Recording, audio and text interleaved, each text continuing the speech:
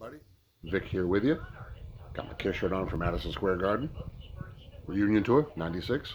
Anyway, I'm just here to say hello and to remind you all that tomorrow, Friday, February the 28th, 2 p.m., live on Facebook, we're going to have the disco ball. I'm going to be singing the best disco songs.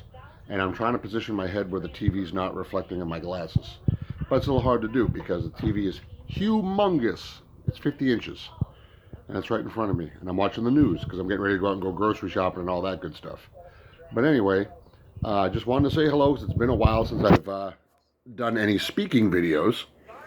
So I was inspired recently because I want to say thank you and send a big shout out to the singing nurse, Pamela Teets, who actually reached out to me recently to ask me some questions regarding the most magical place on earth where I work. But also, we were talking shop a little bit because, you know, she's a singer, I'm a singer. So we were talking about that. And she asked, you know, she said that she was glad that I was still singing, and I appreciate that. Thank you, Pam. And I follow her on Facebook, the singing nurse. If you don't, do, because she's very talented, has a fantastic voice. And it got me thinking about some of the places that I played back home that I haven't spoke of. I've done videos recently about Cape Cod and Wareham and did some funny road stories and, you know, things like that. There's the news lady in my glasses. Oh. Is there any way I can... That's a little bit better. A little bit. You can see Minnie Mouse in the background and Mickey and E.T. That's okay.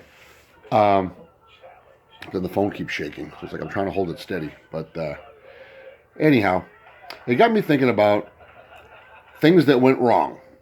That's a topic I haven't really covered yet. So let me enlighten you. Some of you heard me tell this story in person. Some of my fellow cast members. Because somebody asked me not too long ago, I don't remember how long exactly, but someone asked me, Vic, have you ever had a show idea that failed? And the answer is yes. While I've done a successful Elvis and Neil Diamond and etc., I once had the idea to do a show called Hooray for Hollywood, in which I would sing songs from movies, television, and I even decided to sneak in some Broadway. Well, let's just say my audiences didn't get what they expected. I think that, you know, because you're playing for senior citizens, I think they were expecting Music Man and, you know, who knows what else. You know, South Pacific is on the Broadway spectrum. And for the TV and movies, I mean, who knows? But instead, they got Happy Days and Fiddler on the Roof and Dirty Dancing and The Monkees and Land of the Lost, just to name a few. So I think they were kind of like, yeah, this isn't what we thought. I think it stuck some Eddie and the Cruisers in there too. But yeah, that one didn't go over so well. It happens. But so then that's when I decided to go back to what works. But then, you know, eventually I came up with some newer ideas, and those were successful. My tributes to Phil Collins and to the Beatles and Blues Brothers, you know, things like that I did with Anthony Sylvia back in the day. So those shows went well. And then I want to talk about, I'm not going to name the facility. I won't name the facility, but this wasn't a failed show idea. This was a failed business relationship, I guess. Because what happened was at this particular facility, I was doing Elvis one day. Big shock, right? And there was a guy in the room who was not from the activities department. I don't know. It was a nursing home in southeastern Massachusetts. I don't know where he was from, what department, but he was singing along with me. Now, if you want to sing along with me, that's okay. But he was trying to drown me out. And I called him out on it very subtly. In character, I said, oh, and before I do this next song, I just want to make everybody know, aware that I didn't order any backup singers. He didn't like that too much. The irony is, shortly after that, I didn't perform at this place anymore. Que sera, because said place also got my name wrong on the handwritten checks 3 times after one show. My name is not Vic DeSoto, and it's not De Silva, and it's not De Solo. And on the check, for bank purposes, my full name, Victor Solo Gaistoa Jr., has to be on the check. Couldn't get it through to these people until that day, and then finally. But long story short, they ended up not using me anyhow after that. And it was sad because they had 2 facilities. And that's all I'm going to say without giving away who they are, because I don't want to throw anybody under the bus, by name anyway. But I was playing this place twice a month regularly for a year back in 2012. And then after the guy trying to drown me out incident, I wasn't there anymore. Ironically enough, in the same town, there was another facility I was playing that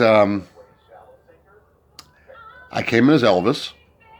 Then a new activities director came on board and said, okay, I'd like to see what else you do. So in advance, she booked me for the year, and we did Elvis, and we did Jimmy Buffett, and we did Neil Diamond, and we did Cowboy Sam, and we did my Christmas show, and we did my Stars and Stripes show. We did a bunch of different shows. It seemed to go over very well. But then one of the assistants at said place took over as the new director and said, no, we're going to cut your bookings down to 3 times a year, and all you're going to do for us is Elvis, because that's what we like you as, Elvis. I'm like, okay. If the audience wants Elvis, give them Elvis. So that's what I did. But somewhere along the line, I bought a smaller, more compact speaker with a built-in amp and a built-in receiver for the wireless mic, because it was a lot easier to carry. And it did the trick, so I thought. And after about 2 or 3 shows, she says to me, the new director of this particular place says that my sound system sounded terrible. That she wanted me to bring my big system back, which was my 2 speakers road case with the amplifier, mixer, and 2 CD. And I said, to be honest, and I was trying to be as nice as possible, I said, for what I'm getting paid, it's not worth me bringing the big system. That's why I, got a more portable system, because number 1, it's easier to carry, and number 2, I'm not making extravagant money doing this. At the time I was making $85 a pop. And I said, I think we're going to end this business relationship now.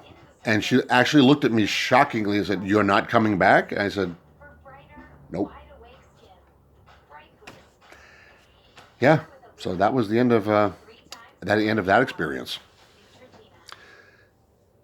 And then there was another one, same year. 2012 was a shaky year.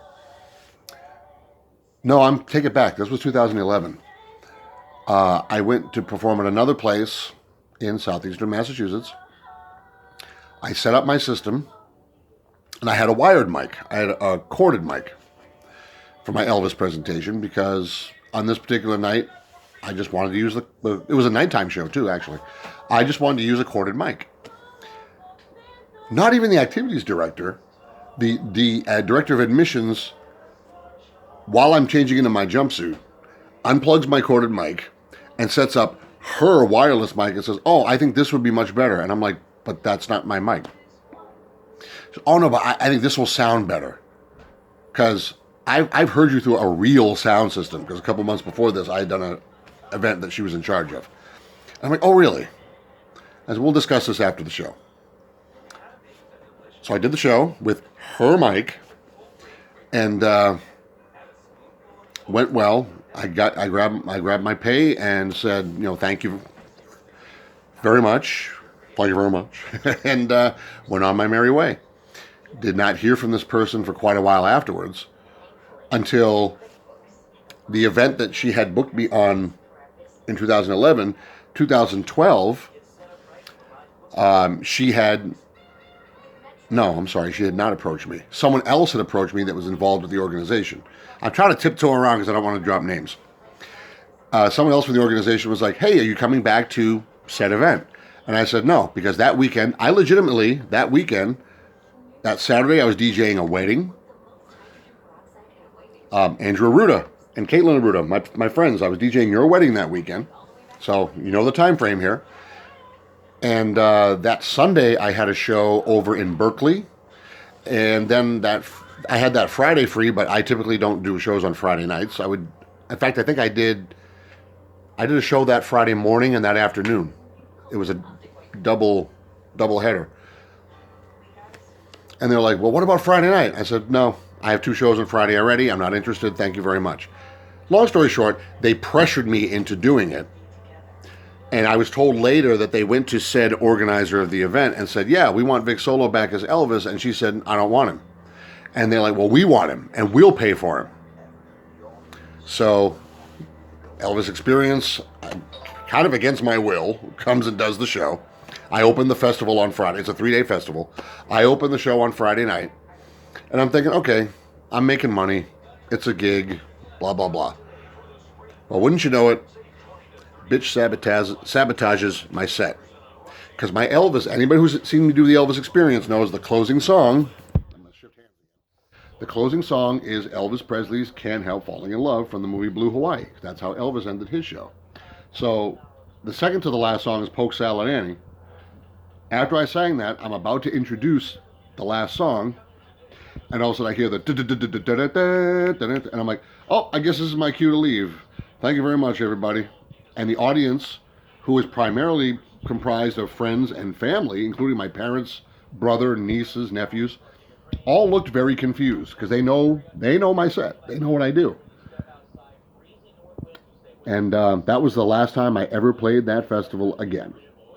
And what's interesting is the town that festival took place in seemed to blackball me after that, because I used to do another festival in that town, and I used to do a senior center at that town, and I used to do a club. I don't remember the club's name, but I used to do events for them.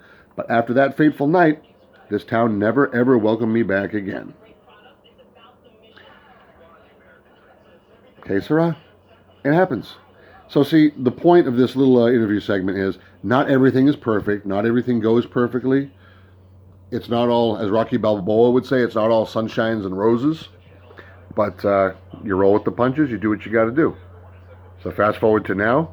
I'm playing in Central Florida. I'm playing at the what's the name of that place? It can send me the Terrace. I'm playing every other month. And once a month, I'm appearing over in Hunters Creek at Sonata Assisted Living. Big shout out to Christina Stuckey for getting me to and from the show on Valentine's Day. Thank you, Christina. And hope you're enjoying the Police Academy series. Proctor! Anyway, that's my Captain Harris impersonation. That's about all the topics I can think of for now that I haven't covered in the past. If there's something you'd like to see me talk about, something you'd like to hear about, let me know. If you think I'm just rambling on incoherently, let me know. I can take criticism very well. But in all honesty, thank you for tuning in. Tune in tomorrow, Friday. Thank God it's Friday, February 28th, which normally would be the last day of February, but it's leap year. 2 p.m. for Vic's Disco Ball. Going to sing the greatest dance hits of the 70s and early 80s. Barry White, Kool and the Gang, Village People, Casey and the Sunshine Band, and a few surprises. It's all going to be there, and a lot of one-hit wonders, because that was a good era for those types of songs. So, Vic Solo signing off. Hope you all have a great day today.